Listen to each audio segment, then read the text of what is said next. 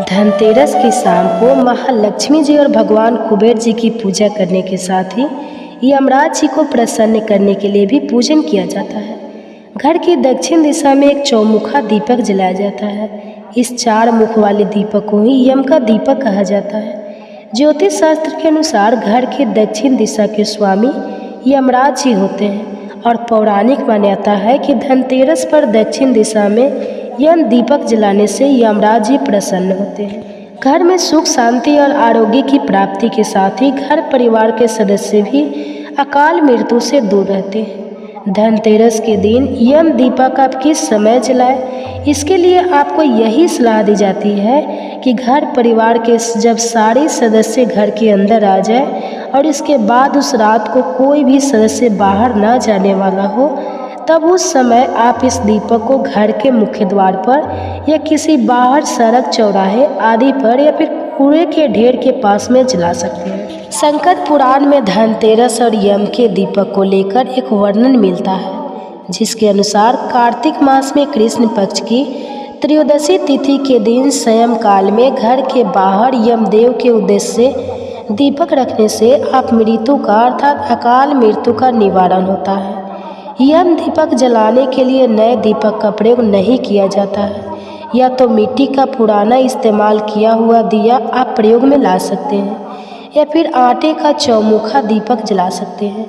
इसके अलावा गाय के शुद्ध गोबर से भी आप चौमुखा दीप जलाकर उसमें घी या तेल भरकर 4 रुई की बत्तियाँ जलाने से पहले आप उस दीपक के चारों ओर गंगा जल छिड़ककर शुद्ध कर लें, फिर दीप जलाएं और उसके चारों ओर अक्षत पुष्प अर्पित करें।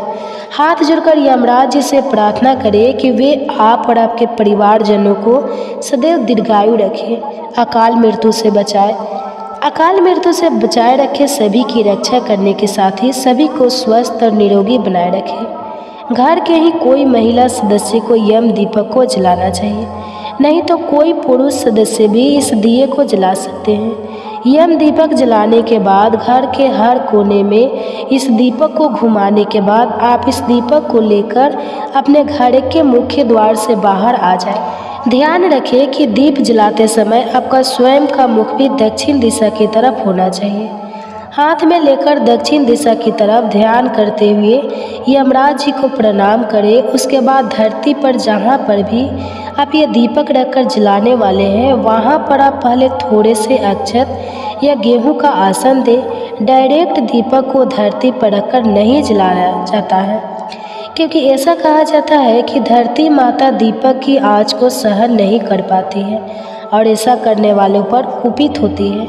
इसलिए आपको कभी भी दीप जलाते समय धरती पर डायरेक्ट दीपक नहीं रखना चाहिए। हमेशा पुष्प का या अक्षत का आसन देकर ही दीपक जलाकर रखना चाहिए। तो आसन देने के बाद आप उस चौमुख दीपक को रखें, उसमें आप 1 का सिक्का डालें, फिर विधि विधान से हाथ जोड़कर सच्चे मन से प्रार्थना करते हुए आपके घर के अंदर आ जाना है। उस दिए को आपको पीछे पलटकर वापस नहीं देखना है। यम दीपक जलाने के साथ साथ आप इस रात के समय तुलसी माता के नाम का भी एक दिया जरूर जलाएं। अक्सर लोग यम दीपक अकेला ही जलाते हैं, लेकिन आपको ध्यान रखना है, यदि आप चाहते हैं यमराज जी की कृपा पूरे वर्ष पर आप और आपके परिवारजनों पर बनी रहे, तो साथ में एक चौमुख दीपक अलग से, चाहे मिट्टी का नया दीपक हो या फिर आटे का चौमुखा दीपक हो, वह तुलसी जी के पौधे के समय भी आपको जलाना है। ध्यान रखिएगा, चौमुखा दीपक है तो आपको तुलसी के पौधे के थोड़ा दूर रखकर ही इस दीपक को जलाना है, नहीं तो उसकी आँच से तुलसी की पत्तियाँ मुरझा सकती है या तुलसी जी सूख सकती है। तो पहले आपको यम का दिया जलाना है और इसके बाद आपको तुलसी जी के नीचे यह दीप जलाकर रखना है। यम दीपक जलाने के बाद अगले दिन सुबह सुबह अंधेरे में ही या सूर्योदय से पहले ही आपको इस दिए का विसर्जन कर देना है।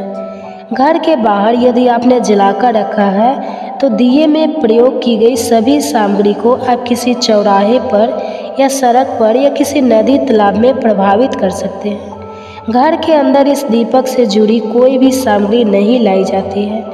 जो भी अक्षत या गेहूं का आपने आसन दिया है उसे भी आप चौराहे पर या सड़क पर डाल सकते हैं। नदी आदि में प्रभावित कर सकते हैं। बहुत से लोग पूछते हैं कि यम दीपक जलाने का शुभ मुहूर्त क्या रहता है। तो देखिए, यह आपके ऊपर निर्भर करता है, आपके परिवारजनों पर निर्भर करता है कि आपके पारिवारिक सदस्य जो भी है घर के काम से बाहर गए हुए हैं, किसी काम से बाहर गए हुए हैं तो वह कब तक वापस आते हैं। तो ध्यान रखिएगा कि जब परिवार के जितने भी सदस्य घर के अंदर रात में रहने वाले हैं वह सभी आ जाए, उसके बाद ही यम दीपक आपको जलाकर रखना है। तो यह थी आज की वीडियो। अगर आपको जानकारी अच्छी लगी हो तो वीडियो को लाइक करके आप हमारे चैनल को सब्सक्राइब जरूर कीजिएगा, ताकि धनतेरस और दिवाली से संबंधित सारी वीडियोज आपको समय से मिल सके।